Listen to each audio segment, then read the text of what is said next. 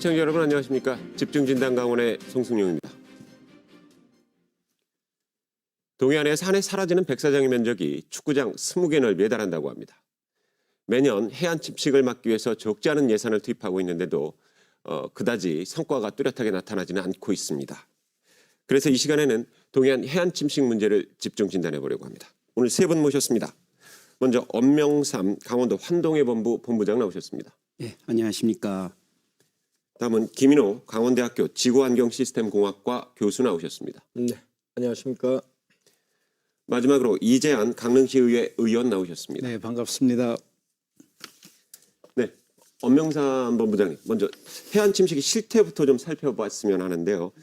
강원도 환동해본부에서 지난해 동해안의 해변 102곳이죠. 두 곳에 대해서 조사를 벌였다는데 그 결과부터 일단 좀 정리를 좀 해주시죠. 네, 저희가 연안관리법에 이것에서 연안정비 기본계획을 수립하고 추진한 게 2000년도부터니까 벌써 20년이 지났습니다.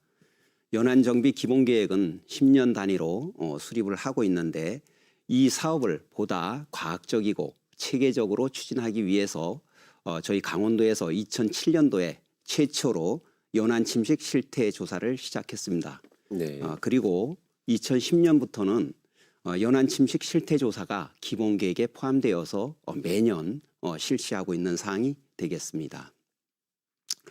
그동안 102개의 연안 침식 실태 조사 결과를 살펴보면 심각한 연안 침식을 나타내고 있는 D등급의 경우 2016년에는 61개소, 그다음에 17년에 44개소, 18년에 27개소, 19년에 16개소로 점차 감소하는 추세를 나타냈었습니다. 네. 그런데 지난해에는 49개소로 대폭 증가한 것으로 조사가 되었습니다. 이는 지난해의 경우 너울성 고파랑이 많이 발생하였고 특히 마이삭, 하이선 등 두 개의 큰 태풍이 동해안을 강타한 것이 주요 요인인 것으로 그렇게 분석이 되었습니다. 네. 지금 D등급이라고 그러셨는데 총 몇 단계로 나눠지죠? 예, 총 4단계로 나누게 되겠습니다. 4단계요. A, B, C, D 4단계인데 A 등급은 이제 양호, 네. B 등급은 보통, C 등급은 우려, D 등급은 심각이 되겠습니다. 그런데 A 등급 양호는 현재 저희 해안에는 한 군데도 존재하지 않습니다. A등급은 하나도 없다. 예, 그렇습니다. 김인호 교수님, 교수님께서도 이게 지속적으로 연안 침식에 대해서 모니터링을 해오셨다고 하는데요.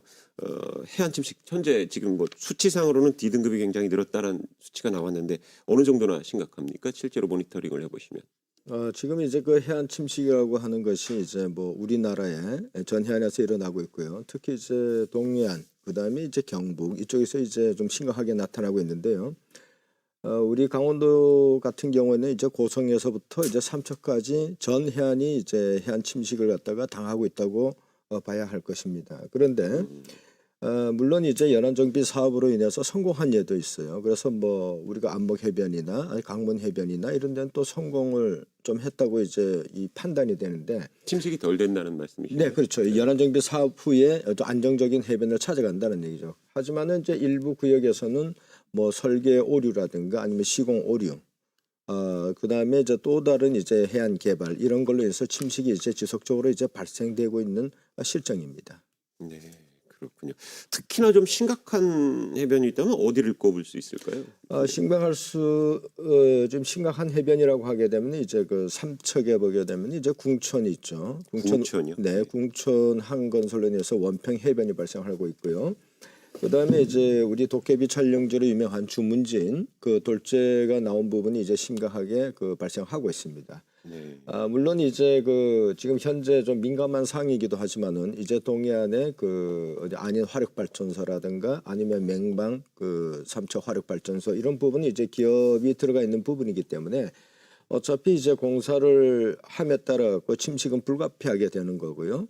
그러한 부분을 제외하더라도 자연 발생적으로 침식이 이제 가중되고 있는 것이 전 해안에서 일어난다고 볼 수가 있습니다.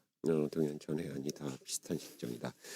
네, 이제는 이제 한 두세 달만 지나면 동해안 해수욕장들이 이제 개장을 다 할 텐데요. 백사장이 이렇게 사라지면 올해 해수욕장 운영도 좀 걱정스럽기도 한데 어떻습니까? 지역에서 보시는 입장은. 네, 앞서 두 분의 패널께서 해안 침식에 대한 심각성을 각종 데이터나 자료들을 통해서 말씀 주셨는데 실제로 현장을 확인해 보면 그 심각성이 더하면 더했지 덜하진 않다 하는 부분들을 말씀드릴 수 있겠습니다. 다행스러운 일인지 모르지만 어제 저희들이 강릉시 의회 의원님들과 지역의 언론사 관계자 여러분들과 지금 현재 아닌 석탄 화력발전소 건설 현장과 관련해서 지금 항만 공사가 이루어지고 있는데 해안 침식으로부터 많은 민원들이 지금 접수되고 있습니다. 그래서 실제 상황이 어떤지를 저희들이 직접 언론인들과 함께 다녀왔는데 안인 화력발전소 건설에 안인 화력발전소 그 항만 사업 주변 지역을 이제 다녀왔는데 함께 다녀온 모든 분들의 공통된 평가가 처참하다, 초토화됐다. 그리고 해안의 기능, 해변의 기능을 완전히 상실했다라고 하는 것이 모든 분들의 공통된 의견이었습니다. 좀 더 자세하게 말씀을 드리면 강릉 남항진서부터 하시동, 염전, 안인 해수욕장까지 연결된 이 해변이 하나의 축으로 이어져 있는데 시작점서부터 끝까지 해안 침식이 이루어지지 않은 곳이 없었습니다. 심각한 경우에는 아예 해변이 사라진 곳도 있고 거기 군사시설이 일부 있는데 해안 철책선이 완전히 붕괴되어 있고 또 일부 방제 사업을 한 부분들의 방제 시설도 완전히 붕괴되어 있는 그런 현장을 봤습니다. 그리고 국방의 시설이죠. 초소도 실은 그 해안 침식 때문에 인해서 거기에 위태롭게 설치되어 있는 것을 보면서 이 피해의 심각성을 다시 한번 느끼게 됐다 하는 말씀을 드립니다. 철책이라 그러면 보통 백사장에서 좀 안쪽에 설치가 되지 않습니까? 그렇습니다. 그게 그러니까 무너질 백사장이 거의 다 뭐 훼손됐다 이렇게 볼 수가 있겠습니다. 네, 그렇군요.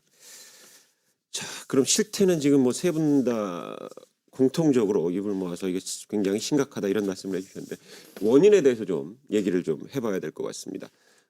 우선 근본 원인이 지구온난화와 난개발이다 뭐 이런 지적들이 나옵니다. 네, 이런 지적들은 세 분 어떻게 보시는지 일단 엄명산 본부장님 원인이 어떤 데 있다고 보시나요? 예. 말씀하신 대로 해안 침식의 원인은 환경적인 요인과 인위적인 요인으로 이제 두 가지로 나누어 볼 수 있을 것 같습니다. 먼저 뭐 환경적인 요인으로는 너무나 잘 알려진 지구 온난화를 들 수가 있겠습니다. 해수면 상승 속도가 매년 좀 빨라지고 있고요. 최근 10년 동안 해수면 상승이 동해안의 경우 51.7mm가 상승한 걸로 이렇게 조사가 되고 있습니다. 이에 따라서 3m 이상의 너울성 파랑과 태풍의 발생 빈도가 점차 증가하고 있는데요. 특히 2020년 지난해 경우 보면 2019년 대비 한 60% 정도가 이런 현상이 증가가 되고 있습니다. 인위적 요인으로는 좀 전에도 패널 분들께서 말씀해 주셨듯이 동해항이나 호산항, 그다음에 안인 맹방 화력발전소 등 대형 항만 시설이 구축됨에 따라서 해안선의 그 형태가 바뀌고 있습니다. 그리고 또 해안에 많은 도로를 지금 백사장 주변으로 건설을 하고 있다 보니까 완충 이 모래 지역이 또 감소하고 있고요. 네. 해안에 또 이제 여러 관광이 발전되다 보니까 높은 건물들이 이제 밀집해서 건축이 되면서 또한 그 해변의 그 바람의 방향을 좀 바꾸고 있는 영향도 있는 걸로 파악이 되고 있습니다. 그리고 이제 또 한 가지의 원인으로는 하천의 농업용 보나 골재 채취 등으로 인해서 하천에서 바다로 유입되는 모래의 양이 점차 줄어들고 있는 것도 또 다른 요인으로 그렇게 분석이 되고 있습니다. 내륙에서 들어오는 모래는 줄고 네. 또 많이 깎여 나가고 해수면 상승으로 네, 그렇습니다. 이렇다는 네. 말씀이시네요. 김은혜 교수님 그 해수면이 뭐 한 5cm씩 상승을 했다 뭐 이런 말씀도 나오고 그러는데 어떻습니까? 원인이 어디에 있다고 보십니까? 지금 이제 우리 본부장님께서 이제 기후 변화에 대해서 이제 말씀을 하셨는데요. 이제 기후 변화라고 하게 되면 이제 뭐 우리 한국뿐만 아니라 전 세계적으로 일어나는 거고요. 그런데 이러한 기후 변화가 해수면 상승으로 이제 이어지게 되죠. 그 일례를 든다고 하면은 우리가 이 커브로 봤을 때는 이 바닷물이 똑같이 지구에 있는 거예요. 그런데 얼음이 녹게 되게 되면 이게 수면이 올라오게 되니까 우리 일반적으로 물이 범람하는 게 이 육지 쪽으로 더 올라오게 되겠죠. 네. 그런데 파랑은 이 파도의 높이는요, 이 수십 미터 비례를 하게 되니까 그것이 이제 더 악화된다고 이제 볼 수가 있겠습니다. 그런데 이러한 그 기후 변화가 발생하면서 가장 중요한 것은 파랑의 강도예요. 파랑의 강도가 얼마나 세지냐. 작년에 이제 우리 하이선 마이삭이 우리 뭐 동해안에 직접적인 이제 피해를 이제 입혔는데 그러한 거고 그다음에 얼마나 자주 빈도가 증가를 했다는 겁니다. 그래서 과거에 비하면은 이제 과거에는 너울성 파도가 왔다가 며칠 있으면은 다시 이 멈추게 되면은 자연적으로 회복이 되는데 이러한 것들은 계속 지속적으로 가게 되면 회복할 수 있는 기간이 없게 되는 겁니다. 그래서 이러한 것이 문제가 되고요.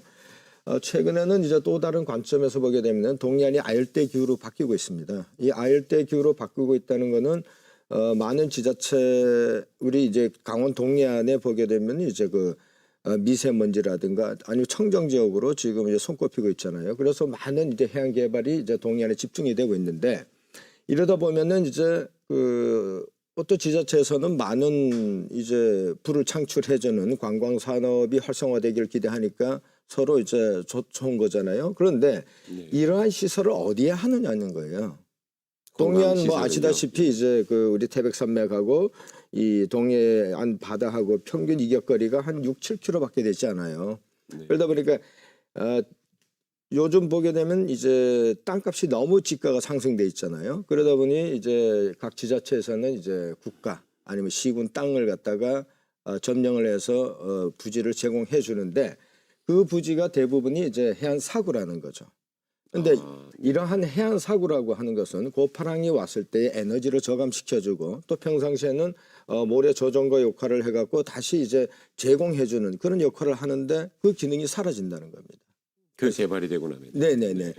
그런 기능이 있고 그다음에 이제 제가 우리 본부장님께서도 말씀하셨지만 이제 고층 건물이 들어오게 된다면은 지하도 파야 되고 해서 이제 이 지하 수위의 어떤 뭐 변화라든가 아니면 이제 불연석체로 이루어진다든가 아니면 기압의 변화 이런 것으로 인해서 새로운 어떤 그 침식의 유형이 나타날 수 있다라는 겁니다. 그래서 그러한 것을 하기 위해서는 각 지자체에서는 정확한 진단을 해야 된다라는 거죠. 그래서 그런 부분이 있고요. 그다음에 이제 또 이제 본부장님께서 말씀하셨습니다마는 이제 수요 공급 우리가 샌드 버젯이라고 하는데 모래 수지라고 하게 되는데요. 그것은 모래 총량 개념에서 접근을 해야 된다라는 거죠. 그래서 일부 이 해안을 유지하기 위해서는 전체 100이라는 모래가 필요한데 이 100이란 모래가 일부에서는 공급이 과거에는 잘 됐는데 요즘 되지 않는다라는 거죠. 다시 말해 사방댐이라든가 그다음에 이제 뭐 저수지라든가 댐이라든가 이런 게 설치되면서 토사 공급이 되지 않는다는 겁니다. 그러한 것이 이제 육지에서 바다로 안 흘러든다 이런 네네. 말씀이시죠. 이제 그런 기능이 있고요. 그다음에 최근에 이제 많이 이슈화되고 있는 그 항만 개발 이런 것이 있게 되는데 사실 이제 뭐 국가 어떤 기반 산업이라든가 이런 어민들의 이제 소득 증대 이런 부분에서는 그 어떤 경제제로에서 역할을 하기 위해서는 순기능 측면에서는 필요해요. 항만 시설이. 네. 하지만 이제 역기능으로 나오는 것이 해안 침식인데 이러한 부분을 갖다가 이제 그 피해를 갖다가 앞으로는 좀 최소화하고 그런 전략이 좀 필요할 것 같습니다. 그렇군요. 복합적인 원인을 진단을 해주셨습니다. 이재한 의원님께서는 어떻게 보십니까? 네. 앞서서 두 분 패널께서 그 해안 침식에 미치는 영향에 대해서 다양하게 이제 접근을 해주셨는데 일정 부분 다 동의를 합니다. 그 영향에 미치는 강도와 양이 이제 얼마만큼인가에 대한 부분들은 조금 더 고민해야 될 필요가 있다고 생각을 하는데요. 실제로 그 해안 침식이 이루어진 현장을 보면 그 현장에 답이 있다는 생각을 하고 있습니다. 조금 전에 말씀하신 지구 온난화로 인한 기온의 변화, 상승, 고파랑의 어떤 빈도나 이런 부분들이 실은 해안 침식에 영향을 미치고 있다라고 말씀 주셨는데 일정 부분 동의를 하고 또 해변에 건설되고 있는 각종 다양한 어떤 건축물들로 인해서 바람의 방향이라든가 세기라든가 이런 부분들이 변화를 일으키기 때문에 이것도 영향이 된다라고 말씀 주셨는데 그 부분에 대해서도 일정 부분 동의합니다. 그러나 그 해안 침식이 심각하게 이루어진 현장을 가서 보게 되면 대부분이 그 현장과 가까운 지역에 대형 해상 공사가 이루어졌거나 지고 있다는 것이죠. 그렇다면 다양한 변화들이 다양한 요인들이 해안 침식에 영향을 미치지만 결국 가장 심각하게 영향을 미치는 것은 해상 구조물 공사와 관련해서 그것과 직접적으로 영향이 되어서 가장 심각한 피해 원인이 되고 있다. 저는 그렇게 진단을 하고 있습니다. 네. 자, 지금 개발 사업의 문제를 좀 짚어주셨는데요. 보면 그런데도 지금도 지방자치단체들의 입장에서는 뭐 일정 부분 불가피한 측면도 있을 겁니다. 경쟁적으로 하여튼 해안 개발 사업을 대규모로 벌이기도 하고요. 또 그러다 보니까 건물은 점점 더 높이 올라가고 있고 해안가 바다로는 점점 더 가까이 다가가고 있고 이런 식의 개발이 계속되고 있는데 엄명산 본부장님께서 보시기에는 어떻습니까? 이렇게 계속 개발을 해도 되겠습니까? 예, 지금 이제 많은 문제점들이 발생이 되고 있습니다. 그동안 해양 공간에 대한 종합적이고 체계적인 개발 계획이 현재까지는 없었습니다. 그냥 개발 수요가 발생할 때마다 그때 개발을 하다 보니까 난개발이 되었고 연안 침식이나 이러한 그 이제 문제점들이 이제 나오게 된 거죠. 그래서 늦었지만 해양수산부에서는 해양 공간을 체계적으로 이용 관리하기 위해서 2018년도에 해양공간계획법을 제정했습니다. 쉽게 이 법에 대해서 이제 이해를 하신다면 해양에서의 이제 국토계획법이라고 그렇게 생각하시면 될 것 같습니다. 그래서 여태까지 이런 이 공간계획법이 없었는데 이 법에 근거해서 현재 금년도에 저희 강원도 지역에 대한 해양공간 관리계획이 수립이 지금 추진 중에 있습니다. 앞으로 해양공간에서 이루어지는 모든 개발 행위는 이 해양공간 관리계획에 근거해서 이루어질 것입니다. 이렇게 되면 해양공간에 대한 개발이 보다 종합적이고 체계적으로 이루어져서 지금 나타나는 문제점들을 완전히 없앨 수는 없겠지만 조금 상세하고 보다 좀 안정화시키는 그런 역할을 할 수 있으리라고 기대해 보고 있습니다. 말씀해 주신 부분을 좀 정리를 해보면 일단 개발이냐 보전이냐 결국은 이 문제가 궁극적으로는 귀결이 될 것 같은데요. 결국은 아무래도 지자체 입장에서는 개발 쪽에 좀 무게를 두시는 듯한 느낌이 듭니다. 예, 그렇습니다. 모든 지자체가 또 민간도 그렇고요.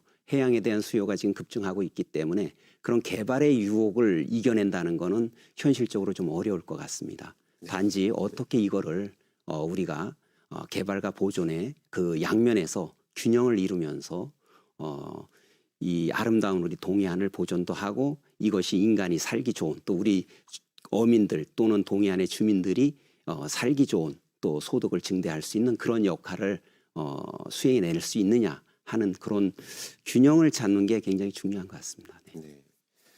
이재현 의원님의 입장에서는 조금 다르실 수도 있지 않을까 그런 생각이 좀 드는데 입장이 어떻습니까? 심각하게 발생하는 해양 환경의 문제는 대부분의 사업 주체가 중앙정부에 있습니다.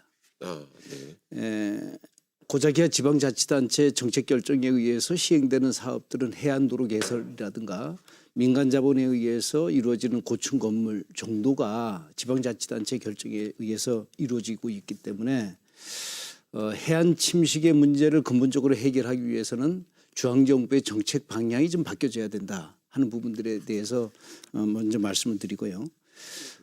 지방자치단체의 권한 범위 내에서 할 수 있는 부분들이 조금 전에 말씀드린 대로 해안도로의 개설이라든가 해안가에 지금 민간 자본에 의해서 만들어진 각종 호텔이라든가 시설물에 대한 어떤 높이의 문제 때문에 이것이 이제 또 영향이 미친다라고 말씀을 하시는데 실은 과거에는 해안도로에 대한 개념들이 어떻게 하면 해변의 가치를 해변을 방문한 수요자들에게 효과적으로 접근시킬까 하는 고민 속에서 이제 시작된 것이 해안도로라고 생각합니다.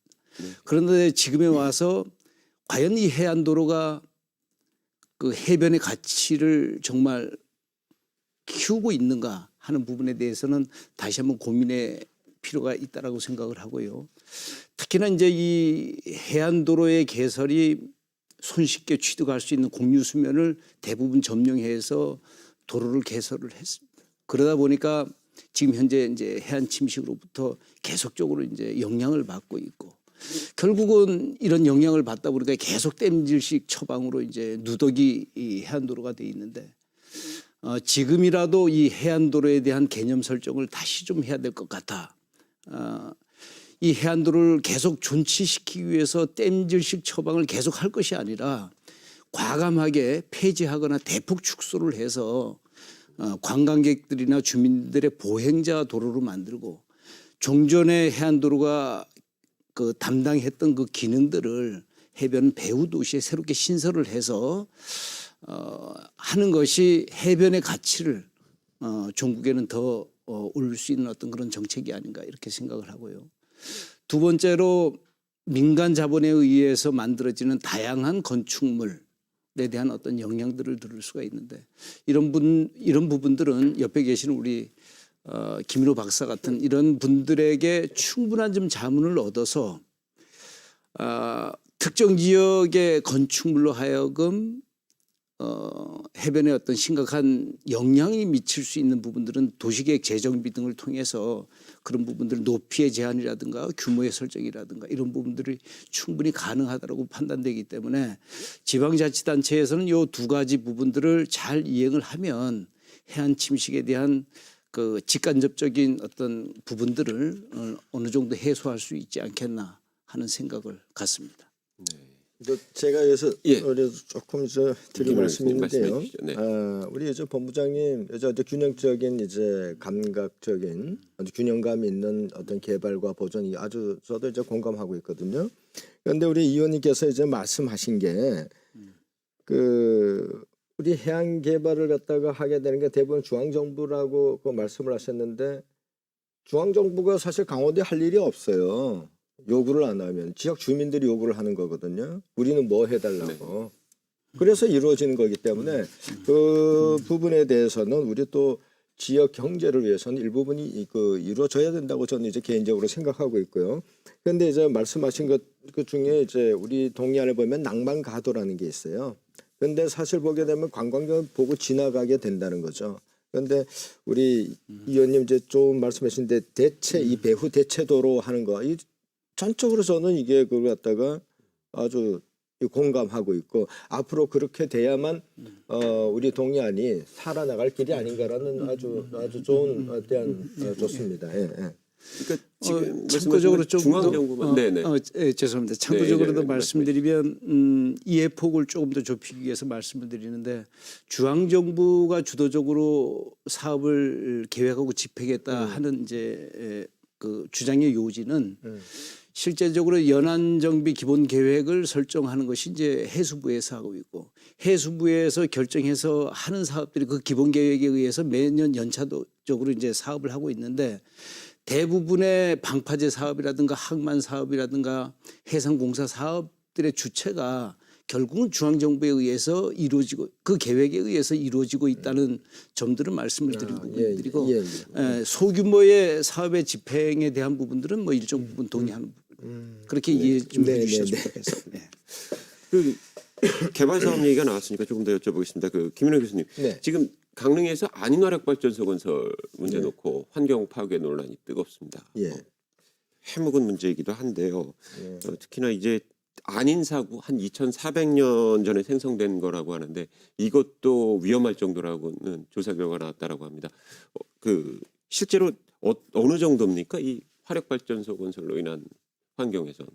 제가 이제 그 강원도 모니터링 이제 결과를 가지고 보면요, 2010년부터 그러니까 이제 2020년 12월까지 이제 조사한 게 42회를 갖다가 조사를 했는데요. 10년 동안요. 예. 그런데 이제 12월 관측 결과 26m로 이제 관측이 됐는데요. 이것이 이 전체 평면적 분석 결과를 보게 되면은 제가 이거 혹시 이게 잡힐 수가 있나요? 요 그림이 잡힐 수가 있나요? 조금 좌우 저 카메라로 좀 잡아주실 이게 수 잡힐 있을까요? 수가 예, 있나요? 모니터가. 잘 안 잡히는 너무 모양인데. 예, 너무 작아서요. 예, 예, 안 예. 될 것 그런데 같은데. 네. 지금 보시게 되면은 그 2018년 이 4월에 이제 발전소가 착공을 했는데요. 이때의 그 면적이 16만 9천 입방미터였고요. 그 다음에 2020년 7월에는 그 12만이에요. 다시 말해서 6.45개, 6개 반 정도의 축구장 면적이 감소했다고 볼 수가 있습니다. 네. 예, 그렇게 나타나고 있고요. 아닌 사구에서만. 네네. 그래서 네. 해빙 폭을 갖다 보게 되면은 과거에는 2018년도에는 60m가 이제 유지가 됐었는데, 네. 그러니까 다시 말해서 하시동에서부터 염전 해변까지요. 60m의 해빙 폭이 이제 지속적으로 감소해서 우리 최근에는 한 26m가 유지가 되고 있는 거죠. 그래서 우리 계속 이제 그 지속적인 감소를 하고 있는 실정입니다. 그런데 이제 이러한 사업들은 어차피 착공을 했다라고 하면요, 여기에 대해서 계속 문제 제기를 해갖고 공사를 막는 게 아니라 여기에서 보완을 해갖고 조속한 어떤 대응 체계를 갖다가 구축해야 된다는 거죠. 그래서 어제 그 우리 의원님들도 현장을 방문하셨다는데 저는 적절한 시기에 잘 가셨다고 보고요. 이러한 것에서 대안이라든가 아니면 미비한 점을 갖다가 좀 관리하는 측면에서 좀 더 이제 관심을 갖고 본다고 하게 되면은 어떤 개발과 보존 이런 것이 어떻게 좋은 결과를 낳지 않을까 싶습니다. 네. 네, 실제로 뭐 중앙 정부는 물론이고 지방자치단체들도 연안 침식을 막기 위해서 뭐 사업들을 많이 실제로 해온 것 같습니다. 20년 자료를 하나 보니까 20년 동안에 최근 20년 동안에 투입된 돈이 2,500억 원이 넘는다 이런 자료도 나와 있고요. 그런데 역설적으로 일부에서는 이런 사업들이 오히려 해안 침식을 악화시키고 있다 이런 지적도 하고 있는데요. 이재한 의원님 지역사회에도 이런 얘기들이 많이 나오고 있는 걸로 알고 있습니다. 어떻습니까? 네, 뭐 드리고 싶은 말씀이 꽤 많습니다. 우리 조금 전에 김인호 교수님께서도 이제 그 지적하셨던 해안 사고에 대한 부분들도 잠시 후에 또 말씀드릴 수 있는 기회를 갖겠습니다만은 어쨌든 지금까지 연안 정비 사업 집행 결과를 보면 현장을 가보면 실은 이제 답이 있다는 생각을 하고 있습니다. 많은 전문가들이 이렇게 평가를 하고 있습니다. 땜질식 처방이다. 지극히 체계적이지도 못하고 과학적이지도 못하고 급조된 정책의 산물이다라고 비판을 하고 있는데 실제로 그 현장을 가보면 이런 비판에서 자유로울 수 없다라고 하는 게 제 생각입니다.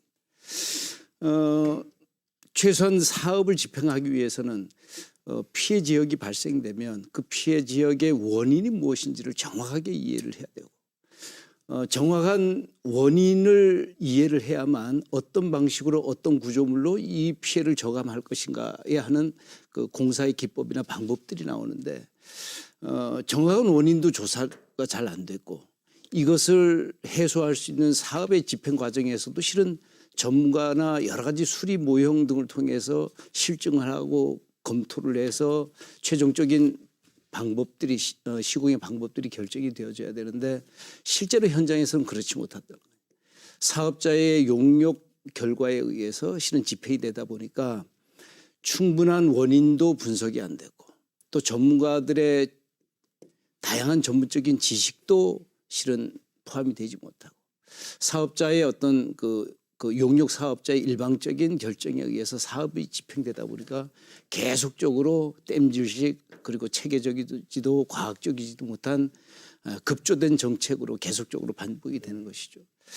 조금 전에 우리 김인호 교수님께서 그 하시동 사구 훼손에 대한 부분들이 지금 수치적으로 모니터링한 결과를 말씀 주셨는데 실은 그렇게 이루어지지 않는다는 것이 더 이상할 정도였습니다. 어제 현장 확인을 해보면 실은 그 안인 화력발전소 항만공사와 관련해서 실은 특정 구조물이 들어갑니다. 잘 아시다시피 이제 K3라고 하는 이제 구조물이 접안 시설을 만들기 위해서 구조물이 들어가는데 이 구조물 하나의 크기가 가로 25m, 세로 25m, 높이가 35m입니다.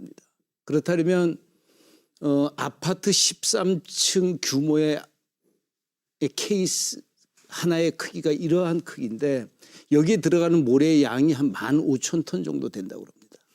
이런 규모의 케이스를 43개를 거기 설치하게끔 되어 있는데 지금 현재 약 한 절반 정도 20개 정도 설치한 것으로 보여졌습니다. 20개 정도의 15,000톤의 모래를 갖다 쓸어 담는다 그러면 최소한 20개를 만들었다 그러면 30만 톤의 모래가 지금 쓰여졌다는 것이죠. 그 준설된 모래가 어디서 쓰여져요? 바로 해상공사하는 그 현장에서 준설된 그 모래를 케이슨에다 넣었다는 것이죠.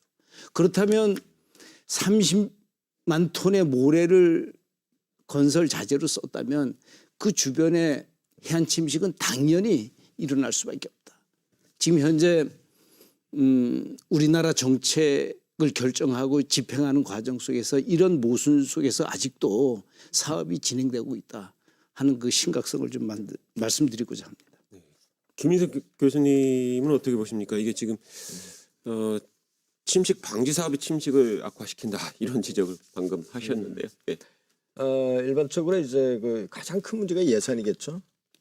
다시 말해서 이제 우리 중앙 정부에서 하는 건 200억 이상은 국가에서 이제 모든 설계와 시공을 이제 직접 담당을 하고 있는데요. 그래서 이제 그 이하의 금액은 대부분이 이제 지방자치단체에서 운영을 하게 되는데, 근데 지방 재정이라고 하는 것이 한계성이 있잖아요. 만약에 우리 190억이라고 하게 되면은 우리가 한 6, 70억을 지방 재정이 감당을 해야 되는데 감당할 우리 사실 여력이 없어요. 지방 재정 보면은. 그러다 보니까 기본적으로 이제 설계 자체가 좀 이제 빈약해질 수밖에 없고 시공 자체도 좀 이제 예산 절감 차원에서 모순이 있을 수밖에 없다는 거죠.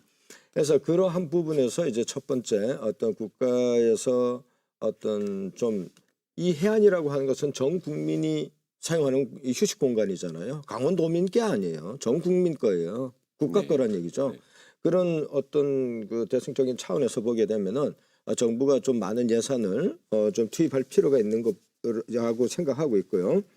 그다음에 이제 가장 중요한 게 이제 우리 침식 방지 뭐 설계가 나온다고 하게 되면은 대부분이 이제 PQ 실험 이 해양수산부에서 중앙정부에서는 이제는 이제 기술 평가를 하게 되는데 지금 지방 정부는 대부분이 보게 되면 PQ를 하거든요. 뭐 자격 조건 이런 걸 갖다가 그러다 보니까 어떤 기술력으로 인한 침식 방지 설계가 아니라 어떤 그 행정적인 거에 의해서 판단에 의해서 이 업체가 낙찰이 되는 거죠. 그러다 보면은 기술력이 없는 업체가 될 수가 있다라는 거고요. 그다음에 시공적인 측면에서 본다고 하면은 대부분이 이제 대형 공사 같은 경우에 대기업이 수주를 하게 돼요. 만약에 500억에 수주를 했다. 그러면 이제 대기업이 이걸 갖다가 하도급을 내리게 되는 거예요. 이거 사실 내막을 파고 들어가 보게 되면은 이 턱도 없는 예산으로 이걸 하라고 하는 거예요. 그러면 강원도 내에 있는 소규모 업체들은 공사하고 나면은 거의 다 부도가 일어날 지경이라는 거죠. 그래서 어떤 하도급 체계의 어떤 개선 이런 것들이 이제 동시에 좀 같이 이루어져야 되지 않나 싶습니다. 물론 이제 기술적인 측면도 있고 그런 예산적인 측면, 법적, 그다음 이제 모든 절차상의 문제 이런 것을 갖다가 좀 개선해야 될 것 같습니다. 네. 자, 두 분께서 한 목소리를 좀 내주셨는데요. 댐질식 처방 그리고 결국 투자 재원의 확보의 문제 뭐 이런 지적들을 해주셨어요. 한계가 있다라는. 엄명선 본부장님 어떠십니까? 집행기관의 입장에서는 조금 좀 다소 억울하실 수도 있을 것 같은데요. 예, 뭐 김인호 교수님께서 아주 날카롭게 잘 지적을 해주신 것 같습니다. 이런 문제에 대해서 저희도 지난해 4월에 제2차 연안정비 사업 완료지구 13개소에 대해서 저희 담당 공무원하고 전문가들과 함께 현지 실사를 한번 한 적이 있습니다. 그 결과를 보면 속초 영랑동 해안의 경우에는 침식 방지 시설인 헤드랜드 그 지역에는 과도하게 그 모래가 퇴적이 되고요. 네. 그 다음에 잠재가 설치된 부분은 전혀 모래가 퇴적되지 않고 효과가 없는 것으로 이렇게 나타났고요. 그리고 남항진이나 교암 등 한 6개 정도 지구에는요. 그 침식 방지 시설을 한 그 지역에 대해서는 이 효과가 나타났는데 오히려 그 인근에 있는 지역에 해빈이 축소되는 그런 부작용이 또 나타나는 적도 있습니다. 네, 그러나 이제 전반적으로 보면 침식 침식 방지 시설로 인해서 연안류라든가 이안류 이것이 감소되고요. 그 다음에 파랑의 영향이 또 감소돼서 해변이 좀 안정화되는 그런 긍정적인 효과가 있다 이렇게 그 분석이 되었습니다. 2019년도 해수부에서도 전국 44개소를 대상으로 해서 이러한 사업 효과 분석을 한번 시도한 적이 있었습니다. 그 결과를 보면 침식 완화가 한 64% 정도가 나타났고요. 그 기존에 그냥 뭐 했는데 등급이 그대로 유지되는 게 한 20%. 근데 이제 반면에 이제 오히려 악화됐다. 이게 한 16% 정도가 나타났습니다. 조사 결과는 조금 다르네요. 피부로 느끼는 것들이. 예, 그렇습니다. 근데 이제 대부분 이제 주민들께서 느끼는 거는 잘 된 데 있는 주민들은 목소리를 안 내죠. 반면에 악화된 데 있는 주민들은 목소리를 크게 내게 돼 있습니다. 이게. 네. 그러다 보니까 이제 부정적인 그런 시각들이 많이 나타나는 것 같습니다. 그러나 대체적으로 보면 사업의 효과가 그래도 좀 있다. 추진할 필요가 있다 이렇게 분석이 되고 있습니다. 여기서 네. 제가 잠시만 시간을 좀 교수님 주시겠습니까? 네. 사실 이제 전문적인 부분이기 때문에 제가 좀 말씀을 드리고 싶은데 사실 우리 침식 방지 이제 공법이라고 제시되는 것이 대부분이 우리가 이제 양빈, 그 다음에 이제 뭐 잠재나 이안재, 그 다음 돌재가 나가거든요. 그래서 물을 막는 거죠, 그죠?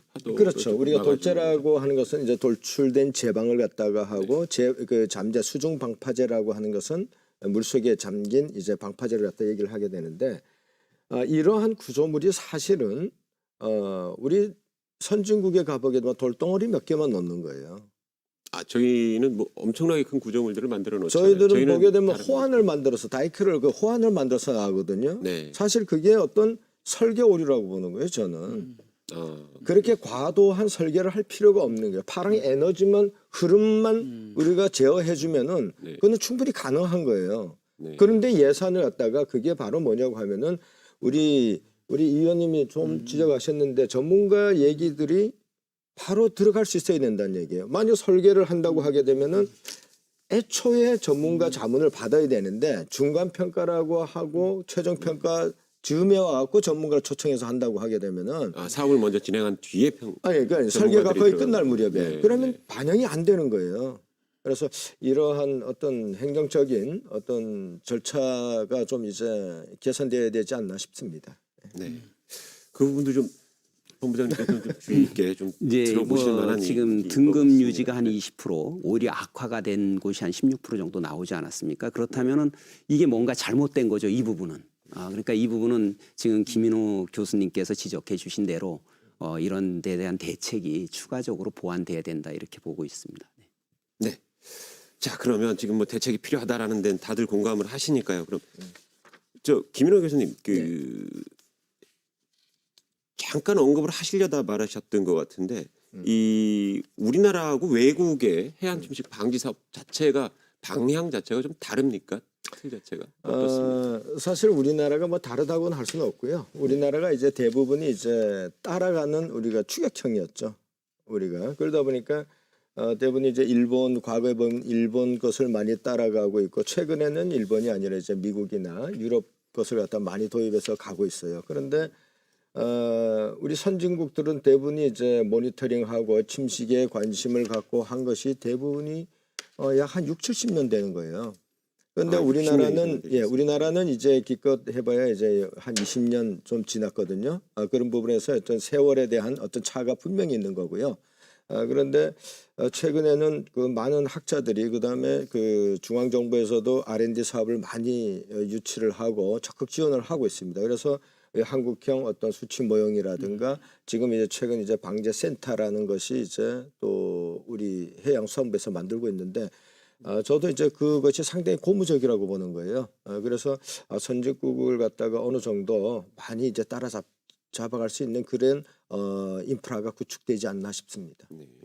저희들이 그럼 좀 배울 만한 사례들이 좀 있을까요? 생각나시는 게 좀 있으십니까? 지금 이제 저희들이 이제 본다고 하게 되면은 이제 실험 부분에서 보게 되면요, 이제 우리 전 세계에서 이제 가장 이제 긴 수조를 가진 것이 이제 중국을 제외하고요. 보게 되면 이제 델프트, 네덜란드 델프트 있고, 그 다음에 하노바 대학도 있고요. 그 다음에 이제 미국 쪽 같은 경우에는 이제 오레곤 이 주립대학이 있는데 그다음에 이제 캐나다 같은 그 NRC가 연구소가 있게 되는데요. 3차원 수조를 갖다가 크게 운영을 하고 있죠. 네. 그래서 해안 침식을 막기 위해서는 어떤 단면 수로가 아니라 평면 수로가 필요하다는 거죠. 그러한 것을 이제 우리 강원도에서도 이제 추진을 하고 중앙 정부에서도 추진을 하고 있고요. 이것이 물론 이제 중국이나 대만 같은 경우는 큰 것을 갖다 유지를 하고 있습니다. 그런데 이번에 이제 강원도에서는 중앙 정부에서 아주 이 파도를 갖다가 높은 파도를 일으킬 수 있게끔 계획을 하고 있습니다. 그래서 전 세계에서 가장 이제 좋은 시스템이 되지 않나 싶습니다. 지금 방금 말씀하신 게 연안방제연구센터 네네, 말씀하신 것 같은데 엄명산 본부장 이거 어느 정도 추진이 되고 있습니까? 올해 안에 어떻게 가시화될 수 있겠습니까? 예. 연안방제연구센터는 작년에 이 유치를 위해서 각 지자체가 아주 치열하게 경쟁했던 부분이 있었습니다. 여기 계시는 김인호 교수님께서 저희한테 이 유치하는데 상당한 그런 도움을 주셨습니다. 그래서 늘 제가 감사를 좀 드리고 있습니다. 그래서 작년 6월에 이 연안항만방제센터가 우리 강원도로 이렇게 그 건설되는 것으로 그렇게 확정이 됐습니다. 네. 이 장소는 이제 강릉시 옥계면 동해안 경제 자유구역 내에 한 67,794평방미터고요. 총 사업비는 한 1,068억 정도 될 걸로 이렇게 예상을 하고 있습니다. 현재 해양수산부에서 16억 원의 그 사업비를 투자해서요. 현재 기본 및 실시 설계를 진행 중에 있는데 원래 올 5월에 이걸 이제 준공할 계획이었는데 조금 이제 좀 검토하는 게 좀 더 많아 갖고 8월이면은 아마 설계가 이제 나올 걸로 그렇게 예측이 되고 있습니다. 올해 8월에요. 예, 그렇습니다. 그리고 이제 금년 11월에 착공을 해서 2023년에 준공할 계획으로 그렇게 있습니다. 이 김인호 교수님께서 말씀해 주신 바와 같이 연안항만방제센터가 건립이 되면 정확한 수리 실험이 이제 좀 가능해지지 않을까. 그렇게 되면 보다 효과적인 연안 정비 사업을 추진할 수 있을 것으로 이렇게 저희가 기대를 좀 하고 있습니다. 네, 그렇군요. 한 2년 뒤, 그래도 2년 뒤 얘기인데요. 그 사이에는 좀 저희들이 그러면 2년 뒤에는 좀 체계적인 연구가 시작된다 볼 수 있겠군요. 예, 그죠? 아무래도 이제 저희가 3D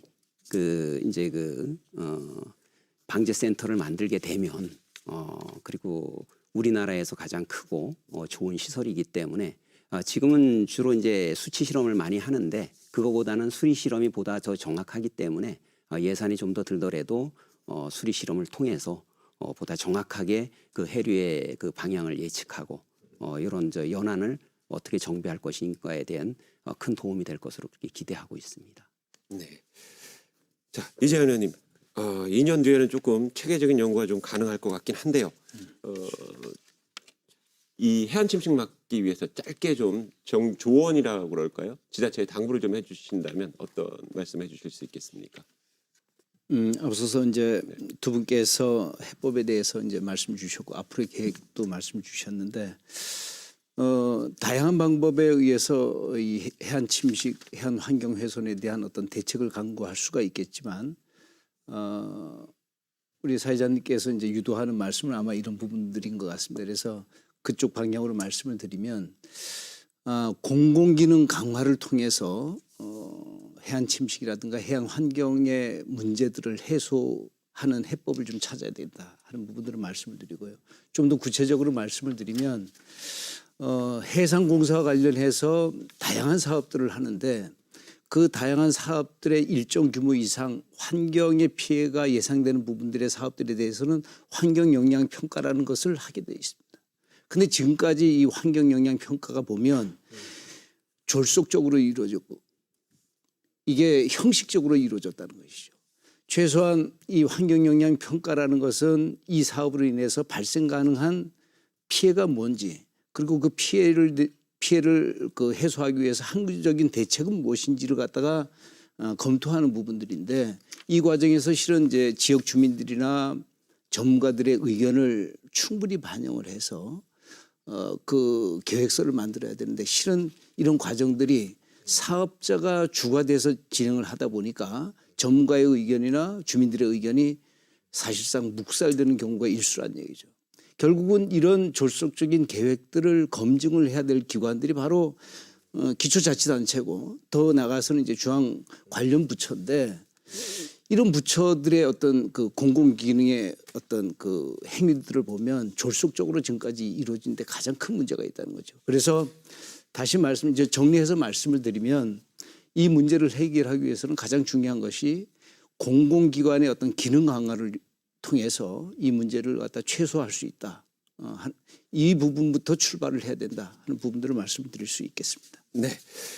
자, 긴 시간 동안 좋은 말씀 감사드립니다. 이 짧은 시간 안에 해안 침식 문제를 막을 근본적인 대안을 찾기는 사실은 쉽지는 않을 겁니다. 그런데 이 자리에서 여러 가지 좋은 말씀들을 해주신 만큼 정책에도 좀 반영이 돼서 더 이상 이런 걱정을 좀 안 했으면 좋겠습니다. 자, 세 분 귀한 시간 내주셔서 감사드립니다. 고맙습니다. 감사합니다. 네, 지금 같은 추세라면 동해안 해수욕장에서 백사장이 사라질 날이 멀지 않았다. 이런 극단적인 전망까지 나오고 있습니다. 인간의 욕심으로 소중한 자연이 더 이상 훼손되지 않도록 이제라도 바다가 보내는 경고에 귀를 기울였으면 합니다. 집중진단 오늘 순서 여기서 마치겠습니다. 시청해주신 여러분 고맙습니다.